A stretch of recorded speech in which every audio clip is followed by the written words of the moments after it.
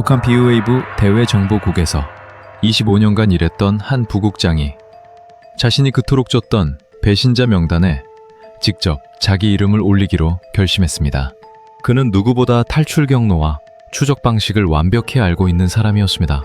하지만 그 결심을 하기까지 그의 마음을 바꿔놓은 결정적인 사건이 있었습니다. 과연 무엇이 추적자를 도망자로 만들었을까요? 지금부터 그 이야기를 들려드리겠습니다. 이 영상이 도움이 되셨다면 구독과 좋아요 부탁드립니다.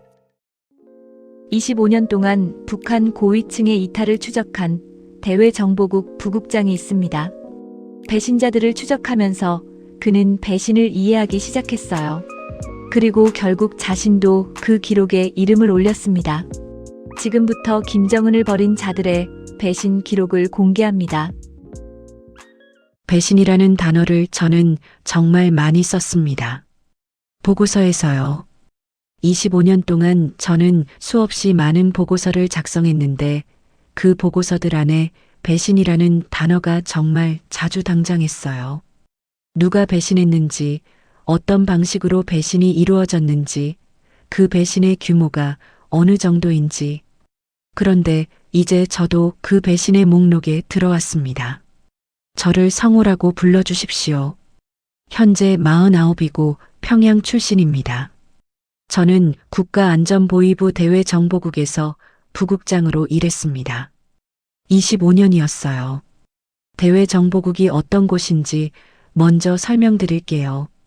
대외정보국은 해외에서 활동하는 북한 인원들을 관리하는 곳이에요. 해외 공간 직원들, 해외 파견 무역 인원들, 그리고 공식적으로는 드러나지 않는 해외 공작 인원들. 이 사람들이 어디서 무엇을 하는지를 파악하고 그 활동이 체제에 충실한지를 감시하고 그리고 이탈 징후가 있으면 조기에 대응하는 게 우리 국의 핵심 업무였어요. 쉽게 말하면 해외에서 배신이 발생하기 전에 막거나 이미 발생한 배신을 추적하는 곳이었습니다. 저는 그 일을 25년 동안 했어요. 그 25년 동안 정말 많은 배신을 받습니다.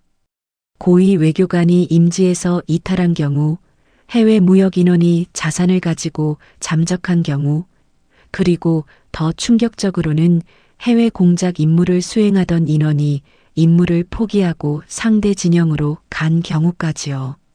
저는 그 모든 사례들을 파악하고 분석하고 보고했습니다. 그리고 그 과정에서 정말 중요한 패턴을 발견했어요. 배신에는 공통점이 있었습니다. 무작위가 아니었어요. 어떤 사람이 배신하고 어떤 사람이 배신하지 않는지에는 규칙이 있었습니다. 그 규칙을 저는 25년 동안 데이터로 파악했어요. 그 패턴이 무엇인지는 이야기가 진행되면서 말씀드릴게요. 그런데 지금 이 챕터에서 먼저 말씀드리고 싶은 게 있어요. 저는 배신을 추적하는 사람이었는데 동시에 배신을 가장 정확하게 이해하는 사람이기도 했습니다. 배신자들이 왜 배신하는지를 분석하는 게 제 업무였으니까요. 그리고 그 이해가 깊어질수록 저는 배신이라는 행위가 생각보다 훨씬 이해할 수 있는 것이라는 걸 알게 됐어요. 배신을 이해한다는 게 배신을 정당화한다는 말이 아니에요. 그냥 왜 그 선택을 했는지가 분석적으로 이해된다는 거예요. 그 이해가 쌓이면서 저는 점점 더 이 일을 하기 어려워졌습니다. 배신자를 추적하고 보고하는 게 업무인데 그 배신의 이유가 충분히 이해된다면 그 추적이 얼마나 고통스러운지를 말씀드릴 수 있을 거예요. 그 고통이 결국 저를 이 자리로 이끌었습니다. 저는 25년 동안 수집하고 분석한 배신의 기록들을 오늘 처음으로 공개적으로 이야기합니다. 그 기록이 얼마나 광범위한지, 그리고 그 기록이 김정은 체제에 대해 무엇을 말해주는지를요. 지금부터 시작하겠습니다.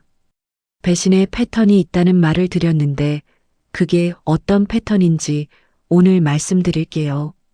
25년 동안 제가 분석한 수백 건의 이탈 사례를 종합했을 때 나온 결론이에요. 개별 사례들은 다 달랐어요. 외교관이 임지에서 잠적한 것도 있고, 무역 인원이 자산을 가지고 사라진 것도 있고, 공작 인원이 상대 진영으로 넘어간 것도 있었습니다. 이유도 달랐고 방법도 달랐어요. 그런데 그 모든 다름 속에 공통점이 있었습니다. 첫 번째 공통점은 외부 세계를 오래 경험한 사람일수록 이탈 확률이 높았다는 거예요. 이게 직관적으로 이해되실 거예요. 해외에 오래 나가 있으면 바깥이 어떤지 알게 되거든요. 그 알미 비교를 만들어요. 비교는 의문을 만들고 의문은 선택을 만듭니다. 그래서 우리 국에서는 해외 파견 인원들의 체류 기간을 제한하는 방침이 있었어요. 너무 오래 외부에 있으면 위험하다는 거였습니다. 정기적으로 교체하고 가족을 인질로 북한에 남겨두는 방식으로 이탈을 억제했어요. 그런데 그 억제가 완벽하지 않았어요. 왜냐하면 사람이 한번 외부와 내부의 차이를 알게 되면 그 앓은 시간이 지나도 사라지지 않거든요. 북한으로 돌아와도 그 비교가 머릿속에 남아있는 거예요.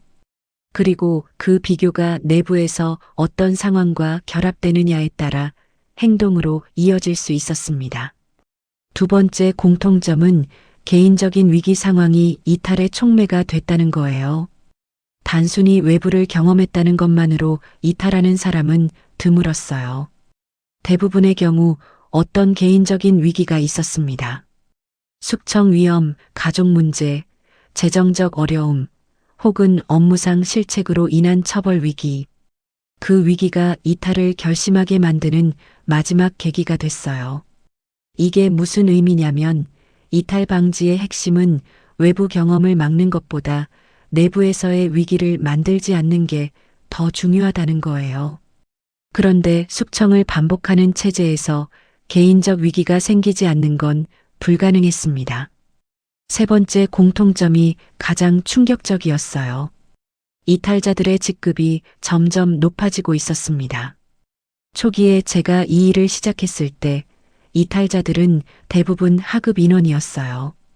외교관 중에서도 하급 직원, 무역 인원 중에서도 실무자급이었습니다. 고위급은 드물었어요. 그런데 시간이 지나면서 달라졌습니다.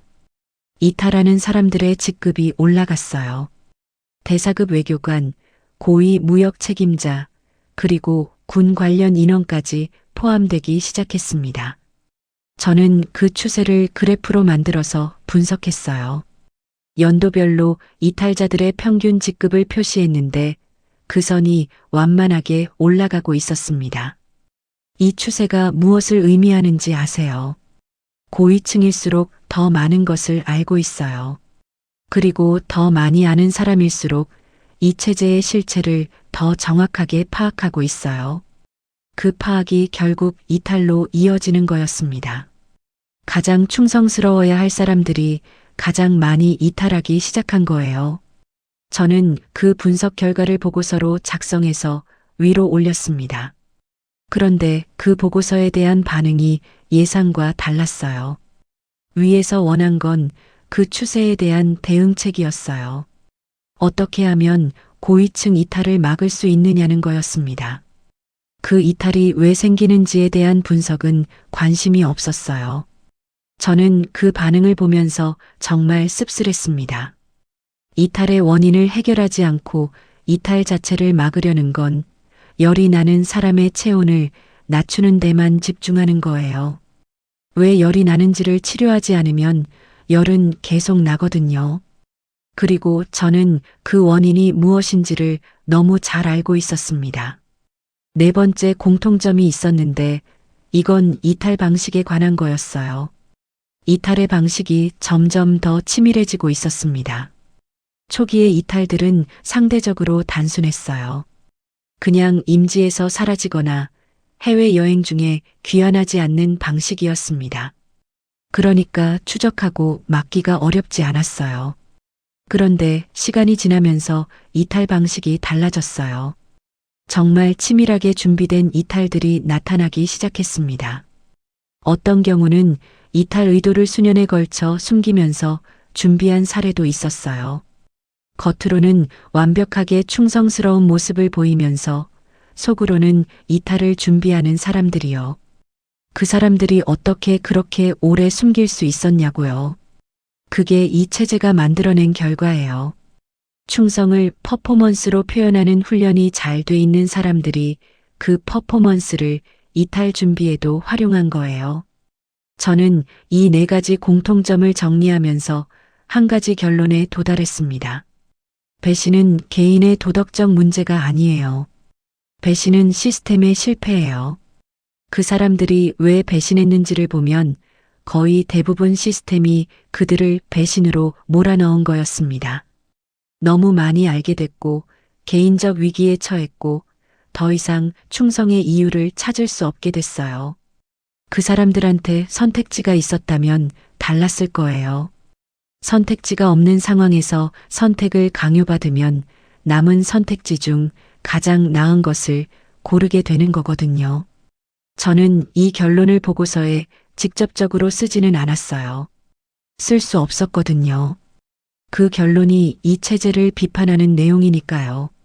그런데 속으로는 그 결론이 점점 더 확고해졌습니다. 그리고 그 확고함이 어디로 이어졌는지는 다음 이야기들에서 보여드릴게요. 제가 직접 담당했던 구체적인 사례들을 말씀드릴게요. 물론 이름과 구체적인 지명은 말씀드리기 어렵습니다. 그런데 상황 자체는 그대로 전달드릴 수 있어요. 왜냐하면 그 상황들이 제가 이 자리를 떠나게 된 이유와 직접 연결되거든요. 첫 번째 사례는 어느 주재 외교관이었습니다. 그 사람은 정말 오랫동안 충성스럽게 일한 사람이었어요. 직급도 높았고 평가도 좋았습니다. 저희 감시망에서 특별한 이상 징후도 없었어요. 정기보고도 잘 됐고 귀국 명령이 내려지면 귀국했고 지시대로 움직였습니다. 그런데 어느 날 갑자기 임지에서 연락이 두절됐어요. 저는 즉각 추적을 시작했습니다. 임지 주변 공간들한테 연락하고 현지 정보망을 가동했어요. 그 외교관이 어디로 갔는지를 파악하려고요. 며칠 후 그 사람의 행방이 파악됐습니다.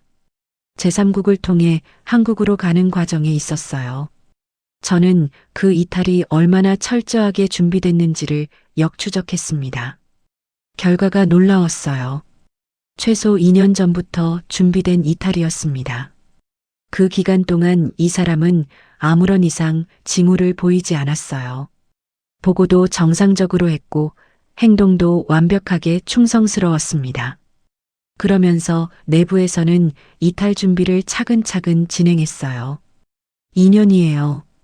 2년 동안 저희 감시망이 아무것도 포착하지 못했습니다. 저는 그 역추적 결과를 보면서 정말 충격을 받았어요. 우리 감시 시스템이 이렇게 뚫릴 수 있다는 게요. 그런데 동시에 다른 감정도 들었어요. 이 사람이 2년 동안 얼마나 힘들었을까 하는 생각이요. 2년 동안 배신을 결심한 상태에서 충성스러운 척을 해야 했잖아요. 그 정신적 부담이 얼마나 컸을지. 저는 그 생각을 즉각 떨쳐냈습니다. 제 업무는 그 사람의 감정을 이해하는 게 아니었으니까요.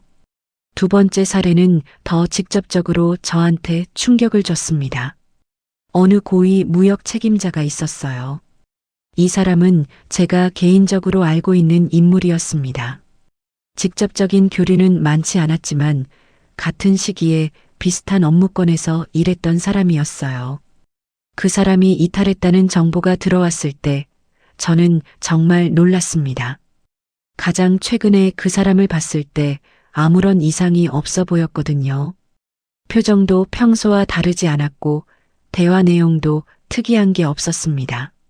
그냥 평범한 동료처럼 보였어요. 저는 그 사람의 이탈 경위를 추적하면서 이탈의 계기가 된 사건을 알게 됐어요. 그 사람의 가족 중 한 명이 북한 내부에서 숙청과 관련된 상황에 처했습니다. 그 가족이 어떻게 됐는지를 알게 된 이후 그 무역 책임자가 이탈을 결심했어요. 저는 그 사실을 알게 되면서 한참을 생각했습니다.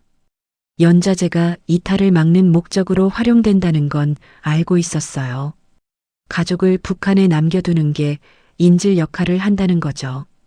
그런데 그 가족이 숙청으로 위험에 처하면 그 인질 시스템이 오히려 반대로 작동할 수 있어요. 가족이 안전하니까 돌아가야 한다는 계산이 아니라 가족이 이미 위험에 처했으니 더 이상 돌아갈 이유가 없다는 계산으로 바뀌는 거예요. 그 역설을 저는 그 사례에서 처음으로 명확하게 봤습니다. 세 번째 사례는 제가 직접 담당했던 사례 중 가장 오래 기억에 남는 것이에요. 군 관련 고위 인원이었습니다. 해외 특수 임무를 수행하던 인원이었어요. 그 사람이 임무 중 이탈했습니다. 임무 상대방인 외국 측으로 넘어간 거였어요. 저는 그 이탈을 추적하면서 정말 이해하기 어려운 상황을 발견했어요. 그 사람이 이탈하기 직전에 평양으로 마지막 보고를 올렸거든요. 그 보고서에는 임무 현황과 다음 계획이 담겨 있었는데 내용이 완벽하게 정상적이었어요. 이탈 징후가 전혀 없었습니다. 그리고 그 보고서를 올린 지 24시간 안에 이탈했어요. 저는 그 타이밍이 무엇을 의미하는지 분석했습니다. 마지막 보고를 완벽하게 올린 이후에 이탈한 거잖아요. 이건 계획된 행동이에요. 마지막 보고를 완벽하게 올림으로써 이탈 전 최대한 의심을 피하려는 거였어요. 보고가 정상적이면 즉각 대응이 늦어질 테니까요. 저는 그 치밀함에 솔직히 감탄했어요. 그 감탄을 느끼는 게 제 업무와 맞지 않는다는 걸 알면서도요. 이 세 가지 사례를 포함해서 25년 동안 수백 건을 분석하면서 저는 한 가지를 명확하게 알게 됐어요. 이 사람들은 무작위로 배신한 게 아니에요. 각자 나름의 이유가 있었고 각자 나름의 선택을 했습니다. 그리고 그 선택들이 공통적으로 가리키는 방향이 있었어요. 이 체제가 사람들한테 선택을 강요한다는 거였습니다. 충성하거나 배신하거나. 그리고 그 선택의 조건들이 점점 더 배신 쪽으로 기울어지고 있었어요. 저는 그 기울어짐을 그래프로 그릴 수 있었어요. 매년 이탈 건수가 늘어나고 이탈자들의 직급이 올라가고 이탈 방식이 더 치밀해지는 추세. 그 추세가 어디로 향하는지는 분석을 계속하지 않아도 알 수 있었습니다. 그리고 어느 날 저는 그 기울어짐이 저한테도 적용된다는 걸 느꼈습니다. 배신자들을 추적하던 제가 배신을 이해하기 시작한 거였어요. 제가 이 일을 시작한 초기에는 고위층 이탈이 정말 드물었습니다. 대사급 외교관이 이탈하면 그게 엄청난 사건이었어요. 전국에 비상이 걸리고 모든 자원이 그 추적에 투입됐습니다. 그만큼 드문 일이었거든요. 그런데 김정은 시대로 넘어오면서 달라졌습니다. 처음엔 서서히 달라졌어요. 연간 고위급 이탈 건수가 한 건이던 게 두 건이 되고 두 건이 세 건이 되는 식으로요. 그 변화가 워낙 점진적이어서 처음엔 눈에 잘 안 띄었습니다. 그런데 어느 시점부터 그 속도가 빨라졌어요. 저는 그 변화의 시작점을 분석했는데 특정 대규모 숙청 이후부터였습니다. 그 숙청이 해외에 있는 인원들한테 어떤 신호를 줬냐면 이 체제 안에서는 아무도 안전하지 않다는 거였어요. 어떤 고위급 인물이 갑자기 처형됐을 때 해외에 있는 인원들이 받은 충격이 얼마나 큰지를 저는 보고서를 통해 봤습니다. 그 충격이 이탈 결심으로 이어지는 시간이 점점 짧아졌어요. 이전에는 충격을 받아도 기다리고 관망하는 경향이 있었어요. 상황이 나아질 거라는 기대를 갖는 거죠. 그런데 어느 시점부터 그 관망의 기간이 짧아졌어요. 기대가 줄어든 거예요. 제가 이 변화를 처음 명확하게 인식한 건 어느 공간에서 연속으로 이탈이 발생했을 때였습니다. 같은 공간에서 비슷한 시기에 두 명이 이탈했어요. 서로 연관된 이탈이 아니었어요. 각자 독립적으로 결심하고 독립적으로 실행한 거였습니다. 그런데 타이밍이 거의 같았어요. 같은 상황에 처한 두 사람이 독립적으로 같은 결론에 도달한 거였습니다. 저는 그 사실이 가장 충격적이었어요. 한 명이 이탈한 건 그 사람 개인의 문제로 설명할 수 있어요. 그런데 같은 공간에서 두 명이 거의 동시에 독립적으로 이탈했다는 건 그 공간에서 일하는 사람들이 공유하는 어떤 상황이 있다는 거잖아요. 저는 그 공간의 상황을 분석했습니다. 그리고 알게 된 건 그 공간의 인원들이 공통적으로 알고 있는 정보가 있었다는 거였어요.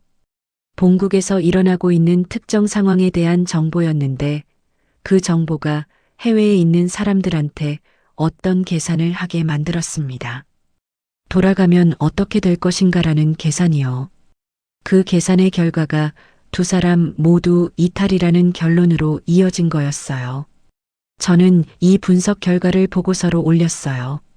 그런데 이번에도 위에서 원하는 건 대응책이었습니다. 이 공간의 이탈을 어떻게 막을 것인가. 저는 그 대응책을 제시하면서 동시에 이 문제의 근본 원인에 대한 짧은 언급을 보고서에 포함했어요. 그 근본 원인 언급이 문제가 됐습니다. 위에서 피드백이 내려왔어요. 그 내용이 업무 범위를 벗어난다는 거였습니다. 저는 이탈을 막는 방법을 제시하는 게 임무이지 이탈의 원인에 대한 분석을 하는 게 임무가 아니라는 거였어요. 저는 그 피드백을 받으면서 정말 이상한 감각이 들었어요. 원인을 분석하지 말고 증상만 치료하라는 지시였거든요. 그게 장기적으로 어떤 결과를 만드는지를 제가 모르지 않았습니다. 그런데 그렇게 하라는 거였어요. 저는 그 지시를 따랐습니다. 원인 분석을 보고서에서 빼고 대응책만 제시했어요. 그런데 그 이후로 저는 개인적으로 원인 분석을 계속했습니다. 공식 보고서에는 담지 않았지만 머릿속에서는 계속 분석하는 거였어요. 그 분석이 어떤 결론으로 이어졌는지는 이미 말씀드렸을 거예요. 그리고 고위층 이탈의 가속이 어디서 정점에 달했는지를 말씀드릴게요. 어느 특정 시기였습니다. 짧은 기간 안에 여러 고위급 이탈이 발생했어요. 외교관, 무역인원, 그리고 제가 이전에 한 번도 본 적 없는 종류의 인원까지 포함됐습니다. 당 관련 인원이었어요. 이전까지 당 핵심 라인의 인원이 해외에서 이탈한 건 정말 드문 일이었어요. 당 인원은 감시도 더 철저하고 가족 인질도 더 강하게 걸려 있거든요. 그래서 이탈 시도 자체가 어려웠습니다. 그런데 그 시기에 당 관련 인원의 이탈이 처음으로 발생했습니다. 저는 그 사건 보고서를 받았을 때 정말 오랫동안 그 서류를 들여다봤어요. 당 인원이 이탈했다는 건 이 체제의 가장 핵심 부분에서 균열이 생겼다는 거잖아요. 그 균열이 어디서 시작됐는지를 저는 알고 있었어요. 이전부터 쌓여온 분석들이 다 그걸 가리키고 있었거든요. 그리고 저는 그 균열이 얼마나 더 커질 건지도 알고 있었어요. 이탈은 멈추지 않을 거였습니다. 오히려 더 빨라질 거였어요. 그 확신이 저한테 어떤 영향을 미쳤는지는 다음에 이어서 말씀드릴게요. 배신자를 추적하는 일을 25년 했어요. 그 25년 동안 제 입장은 항상 같았습니다. 저는 추적하는 쪽이었고 배신자들은 추적당하는 쪽이었어요. 그 구분이 명확했어요. 그런데 어느 순간부터 그 구분이 흐릿해지기 시작했습니다. 제가 배신자들을 이해하기 시작했어요. 이건 어느 날 갑자기 생긴 변화가 아니었어요. 정말 서서히 아주 천천히 생긴 변화였습니다. 수백 건의 사례를 분석하면서 그 사람들이 왜 그 선택을 했는지를 반복해서 분석하면서 어느 순간 제 안에서 뭔가가 달라진 거예요. 처음 그 변화를 인식한 건 어느 이탈 사례의 배경을 분석할 때였습니다. 어떤 외교관이 이탈했는데 그 이탈의 배경에 아이 문제가 있었어요. 그 외교관의 아이가 북한에서 특정 상황에 처했습니다. 아이의 교육 기회가 아버지의 직책 때문에 제한되는 상황이었어요. 외교관으로 해외에 있으면 아이한테 혜택이 있을 거라고 생각했는데 특정 이유로 그 혜택이 오히려 차단되는 상황이 된 거였습니다. 그 외교관은 아이의 미래를 위해 이탈을 결심한 거였어요. 저는 그 배경을 분석하면서 처음으로 제 아이를 생각했습니다.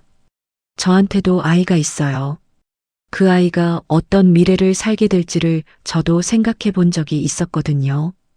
그 생각이 그 외교관의 배경 분석과 겹치면서 저한테 이상한 감각이 들었습니다. 나라면 어떻게 했을까요? 저는 그 생각을 즉각 멈췄어요. 그게 위험한 생각의 방향이라는 걸 알았거든요. 그런데 멈추려고 할수록 그 생각이 더 강하게 왔어요.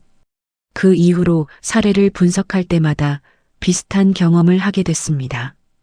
그 사람의 상황을 분석하다 보면 어느 순간 제 상황과 겹치는 지점이 생겼어요. 그 겹침이 점점 더 자주, 더 강하게 생겼습니다. 저는 그 변화가 제 업무에 영향을 미치지 않도록 하려고 정말 노력했어요. 그런데 어느 날 정말 결정적인 사례가 왔습니다. 어느 고위 무역 책임자의 이탈 사례였어요. 이 사람의 이탈 배경이 정말 충격적이었는데 그 사람이 이탈하기 직전에 작성한 문서가 있었습니다. 어떤 경로로든 그 문서가 우리한테 입수됐어요. 그 문서는 일종의 편지였어요. 가족한테 쓴 거였는데 보내지 않은 거였습니다. 이탈한 이후에 어딘가에서 발견된 거였어요. 저는 그 편지를 읽었습니다. 그 안에 이런 내용이 있었어요. 당신들을 남겨두고 가는 게 아니에요.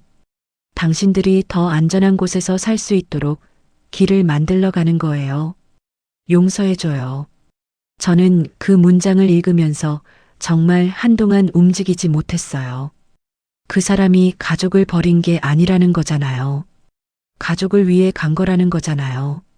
그 선택이 옳은지 그른지를 떠나서 그 사람의 마음이 거기 담겨 있었어요. 저는 그 편지를 보고서에 포함시켜 올렸습니다. 이탈 배경 자료로서요.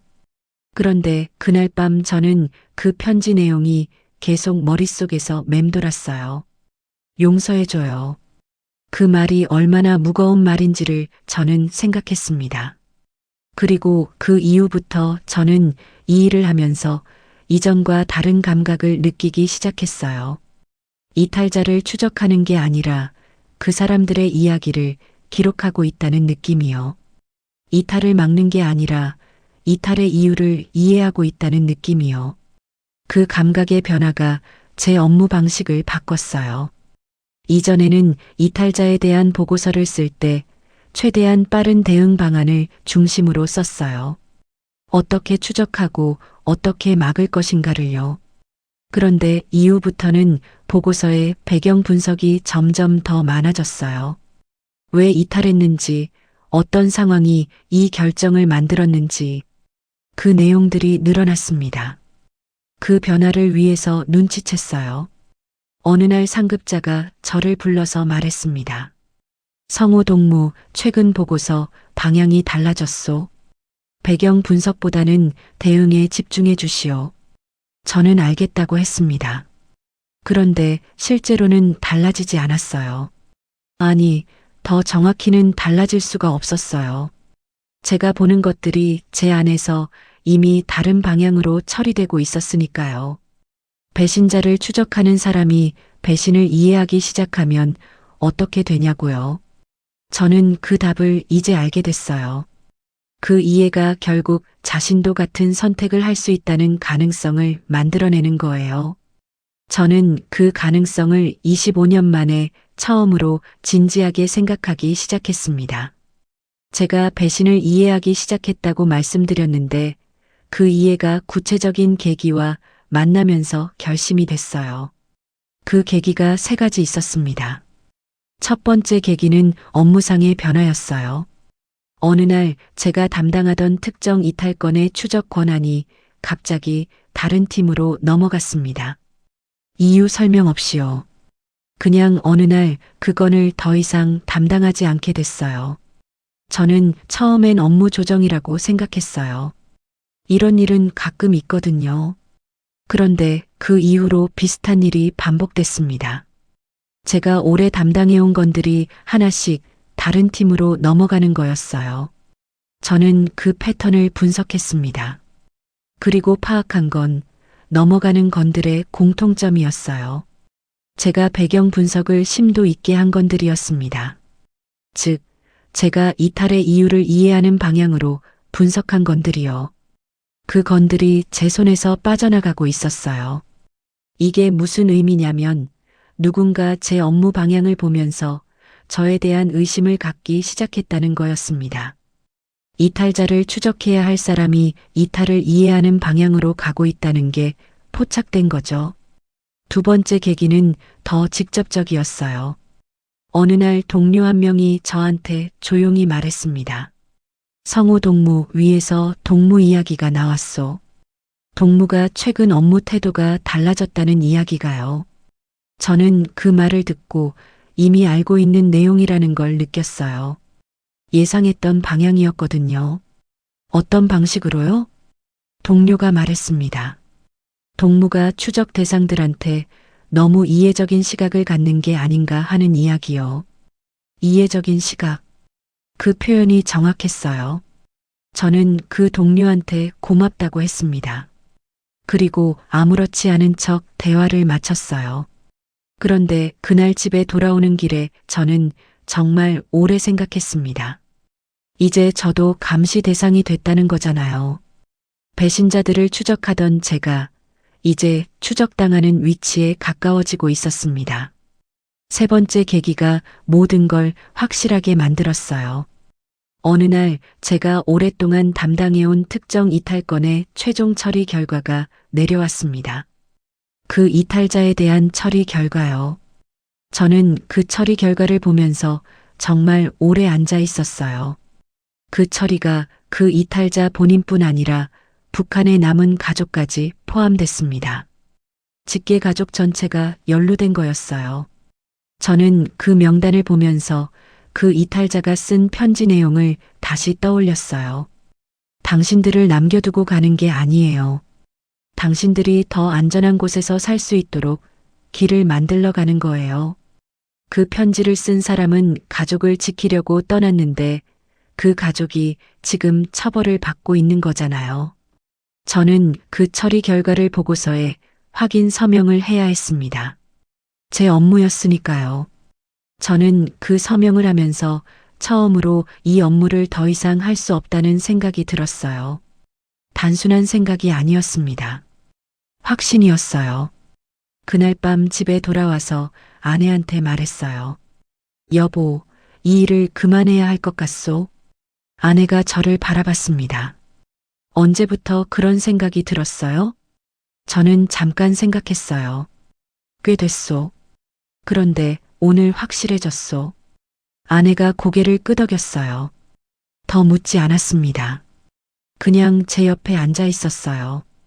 저는 아내 옆에서 2년 동안 담당했던 이탈건들을 머릿속으로 떠올렸어요. 그 사람들이 왜 그 선택을 했는지를요. 그리고 지금 저한테도 비슷한 상황이 만들어지고 있다는 걸 느꼈습니다. 업무에서 배제되기 시작했고 위에서 의심받기 시작했어요. 이 추세가 어디로 이어지는지를 저는 너무 잘 알고 있었습니다. 25년 동안 그 추세의 끝을 봐왔으니까요. 저는 그날 밤 결심했어요. 내가 추적해온 그 사람들과 같은 선택을 할 시간이 됐다고요. 배신 기록에 제 이름을 올릴 준비를 시작했습니다. 25년 동안 이탈자들을 추적하면서 저는 그들의 탈출 방식을 누구보다 정확하게 알고 있었습니다. 어떤 방식이 발각됐고 어떤 방식이 살아남았는지를요. 어느 경로가 위험하고 어느 경로가 상대적으로 안전한지를요. 그리고 어떤 준비가 필요하고 어떤 실수가 치명적인지를요. 25년간의 추적 경험이 이제 제 자신의 탈출을 위해 쓰이게 됐습니다. 저는 먼저 탈출 방식을 설계했어요. 대외정보국 부국장이라는 신분은 해외 이동에 있어서 어느 정도의 자유도가 있었습니다. 업무 특성상 해외 공간과의 연락, 그리고 특정 경우에는 해외 직접 방문이 가능한 직책이었거든요. 저는 그 업무 특성을 활용하기로 했어요. 특정 공간에 대한 현장 감사를 실시한다는 명목이었습니다. 이탈건이 발생한 공간을 직접 방문해서 시스템 점검을 한다는 업무는 실제로 있는 업무였어요. 그 업무를 신청했고 승인이 났습니다. 목적지는 중국 동북 삼성 인근 지역이었어요. 그 지역에 있는 공간을 방문한다는 명목이었습니다. 그런데 실제로는 그 지역에서 더 이동할 계획이었어요. 25년 동안 파악한 정보 중에 그 지역의 이동 경로에 대한 것들이 있었거든요. 어느 시간대에 어느 경로로 이동하는 게 상대적으로 안전한지를요. 가족 문제가 역시 가장 어려웠습니다. 저한테는 아내와 딸이 있었어요. 딸은 16이었습니다. 해외 출장에 가족을 동반할 수는 없었어요. 그러면 즉각 의심을 샀을 거예요. 그래서 저는 먼저 혼자 나가서 안전한 위치에 도달한 후 가족을 합류시키는 방식을 선택했습니다. 아내한테 설명했어요. 정말 간략하게요. 아내가 들으면서 표정이 굳어졌어요. 그러더니 말했습니다. 딸은요? 저는 답했습니다. 같이 나와야죠. 방법을 찾을게요. 아내가 한참 침묵했어요. 당신이 먼저 나가면 우리한테 연락할 수 있어요? 최대한 빠르게요. 아내가 고개를 끄덕였습니다.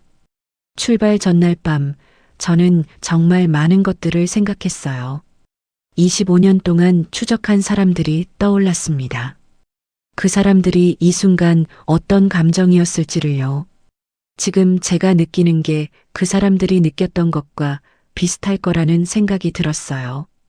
두렵고 불안하고 슬프고 그러면서도 어쩔 수 없다는 감각이요. 저는 딸 방에 들어갔어요. 딸은 자고 있었습니다. 저는 그 아이 얼굴을 한참 봤어요. 16살짜리 얼굴이었어요. 아직 어린 얼굴이었습니다. 저는 그 아이한테 속으로 말했어요. 빨리 데리러 올게. 반드시. 다음 날 아침 저는 출근했습니다. 평소와 똑같이요. 동료들과 인사하고 오전 업무를 처리하고 출장 준비를 했어요. 마지막 보고서를 작성했습니다. 출장 관련 사전 보고서였어요.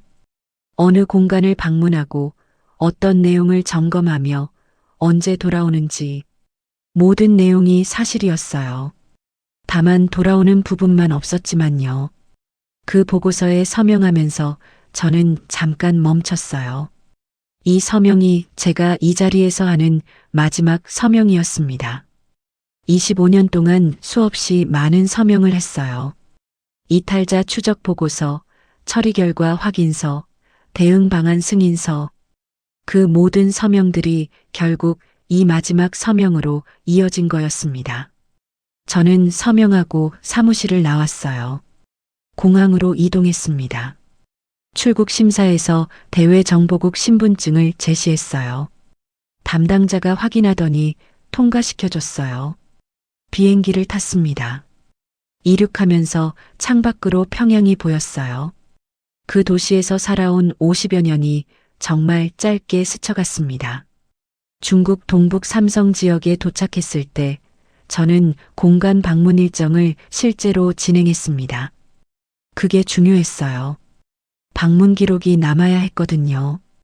이탈 전 최대한 정상적인 흔적을 남기는 것, 이게 이탈 성공률을 높이는 방법이라는 걸 저는 너무 잘 알고 있었습니다. 오후가 됐을 때 저는 공간에서 나왔어요. 그리고 다른 방향으로 걸었습니다. 25년 동안 다른 사람들의 이탈을 추적했던 경험이 이 순간을 위해 쓰였어요. 어느 시간대에 어느 방향으로 이동하고 어느 지점에서 어떤 방식으로 경로를 바꿔야 하는지를요. 중국에서 더 이동해서 한국 총영사관이 있는 도시로 향했습니다. 총영사관 앞에 도달했을 때 저는 잠깐 멈췄어요. 이 문을 들어가면 돌아올 수 없는 거잖아요. 가족이 걱정됐어요. 딸의 얼굴이 떠올랐습니다. 저는 문을 열었어요. 들어가면서 직원한테 말했습니다. 저는 조선민주주의인민공화국 보위성 대외정보국 부국장입니다. 도움을 요청하고 싶습니다. 그 이후의 절차는 빠르게 진행됐어요. 그리고 가족을 합류시키는데 약 한 달이 걸렸습니다. 그 한 달이 정말 길었어요. 매일 연락이 될 때도 있고 안 될 때도 있었는데 연락이 안 되는 날은 정말 최악의 상상을 했습니다. 그런데 아내가 해냈어요. 딸을 데리고 나왔습니다. 두 사람이 한국에 도착했다는 연락을 받았을 때 저는 정말 오랫동안 그 자리에 서 있었어요. 움직일 수가 없었습니다. 딸이 전화로 말했어요. 아빠 왔어요. 저는 그 말을 듣고 처음으로 울었습니다. 25년 동안 절대 울지 않았는데요.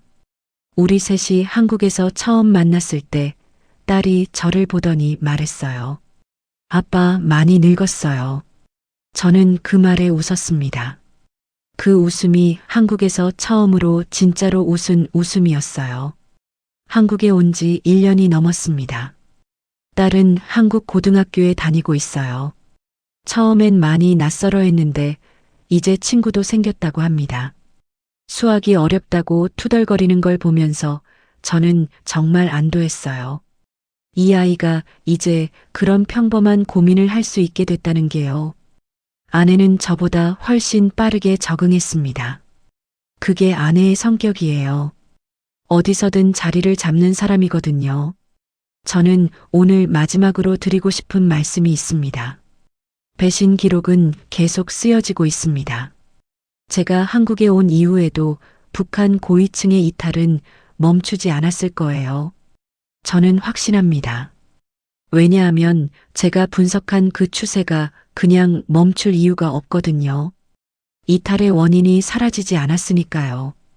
고위층이 너무 많이 알게 되는 문제, 개인적 위기가 반복되는 문제, 충성의 이유가 점점 약해지는 문제. 이것들이 해결되지 않는 한 이탈은 계속됩니다. 오히려 제가 이탈한 것 자체가 새로운 이탈을 촉진할 수 있어요. 대외정보국 부국장이 이탈했다는 사실이 알려지면 그 사실이 다른 사람들한테 어떤 신호를 줄지 아세요? 아, 저 정도 자리에 있는 사람도 이탈하는구나. 나도 선택지가 있을 수 있겠구나. 그 신호가 연쇄를 만들 수 있어요. 저는 25년 동안 그 연쇄를 막으려고 했습니다. 그런데 이제는 제가 그 연쇄의 일부가 됐어요. 아이러니하지만 그게 진실이에요. 제가 이 증언을 통해 말씀드리고 싶은 핵심이 있습니다. 북한 고위층의 배신이 늘어나고 있다는 건 도덕적 타락의 신호가 아니에요. 그 배신들은 그 체제의 실패를 보여주는 거예요. 가장 충성해야 할 사람들이 충성의 이유를 찾지 못하고 있다는 게 이 체제가 얼마나 근본적인 문제를 갖고 있는지를 말해주는 거거든요. 충성은 강요로 얻어지는 게 아니에요. 공포로 묶어두면 일시적으로 충성처럼 보이는 것을 만들 수 있어요. 그런데 그 묶음이 느슨해지는 순간 모든 게 풀립니다. 지금 북한 고위층의 이탈이 가속되는 건 그 묶음이 느슨해지고 있다는 신호예요. 저는 한국에서 이 기록을 남기는 게 의미 있다고 생각합니다. 배신이라고 불리는 이 선택들이 실제로 어떤 이유에서 이루어졌는지를, 그 선택들이 무엇을 말해주는지를 기록으로 남기는 것이요. 저도 이제 그 기록의 일부가 됐어요. 아빠 왔어요.